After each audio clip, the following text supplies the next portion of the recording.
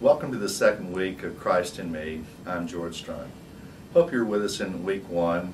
In week one we learned that we all seem to have a problem with putting something other than God first in our life, and when we do that we always end up disappointed.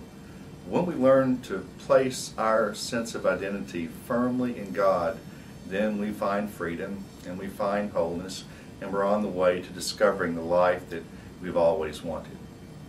As we go deeper here in week two, let me caution you about a couple of things. Your spiritual journey will always be handcrafted. It'll never be mass-produced. No matter how much you change and grow, you're always going to be you, and that's a good thing, because you're God's handiwork and God loves you.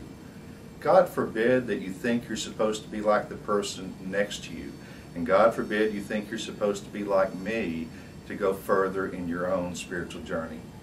And understand this, you cannot achieve the life you've always wanted by just working harder. That'll only put you into a cycle that will end up in feeling guilty, and God doesn't want that. St. Paul writes in Romans 8:6 that the mind that is controlled by the Spirit is life and peace. He gives us a clue to the fact that the transformation that we really want is found in the mind. There are things that we can do. There are things that you have control over that can help in the journey. Number one, I can learn to monitor my mind. Number two, I can tell my mind where I want it to go.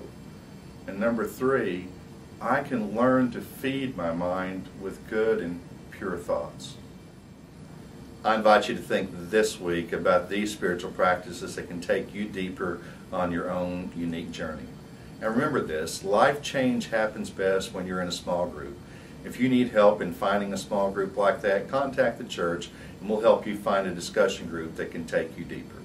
Have a great week of Christ in you.